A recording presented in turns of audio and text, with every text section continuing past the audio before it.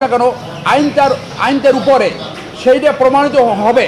এই principal accused হাইকোর্টের আদেশ ভায়োলেট করেছিল। আপনাদের মনে আছে ভিডিওর মাধ্যমে যার সাথে 2 বছর স্বামী স্ত্রীর মতো সংসার করেছে তাকে বলেছিল তুই চোর, তুই চোর। মুনিয়া বলেছিল যে আমাকে বাঁচাও, তার বোনকে, আমাকে না বাঁচালে আমাকে মেরে ফেলবে। এত বড় নিষ্ঠুর, এত বড় বর্বর, যার সাথে 2 বছর প্রেম করেছে তাকে খুনের আগে আবার পুনরায় ধর্ষণ করেছে।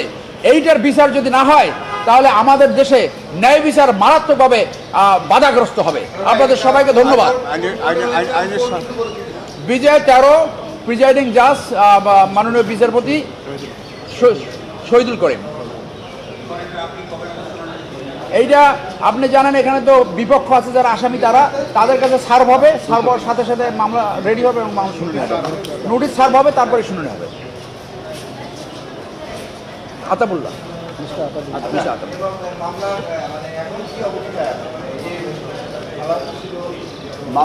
মামলার অবস্থানটা হলো যে মামলাটা নিম্ন আদালতে একটা বৈষম্য সৃষ্টি করে, ধনী এবং গরিবের বৈষম্য সৃষ্টি করে, গরিবকে ন্যায় বিচার থেকে বঞ্চিত করে ওই মামলাটাকে ধনীদেরকে অব্যাহতি দিয়েছিল।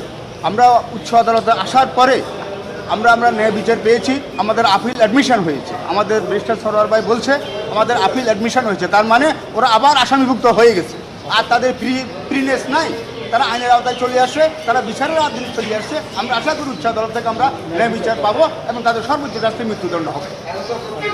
এখনকার প্রক্রিয়া আপিল হয়েছে, আপিল অ্যাডমিশন হয়েছে, আইন অনুযায়ী নোটিশ সার্ভ হবে, সার্ভ হওয়ার পরে আপিল পূর্ণাঙ্গ শুনানি হবে, শুনানি হওয়ার পরে বিজ্ঞ আদালত ন্যায় বিচারে আদেশ দেবে এবং এইটা খুব দ্রুত হবে। এটা আপনার ব্যাখ্যা, খুবই দ্রুত হবে। এটা একটা সেনসেশনাল মামলা, আশাবাদী। আপনারা আমাদের সহযোগিতা করেন, সবাইকে ধন্যবাদ।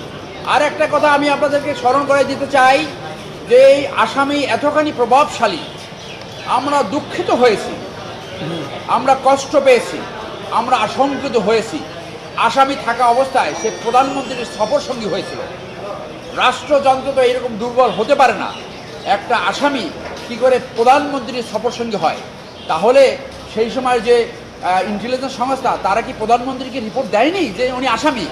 অর্থাৎ রাষ্ট্র ব্যবস্থাই এক সেন্সে অত্যন্ত দুর্বল হয়ে গেছিলো এবং ন্যায় বিচার বলতে কিছু ছিল না। সেইটাও এখন আমরা রিমেডি পাবো বলে আমরা আশাবাদী। Thank you.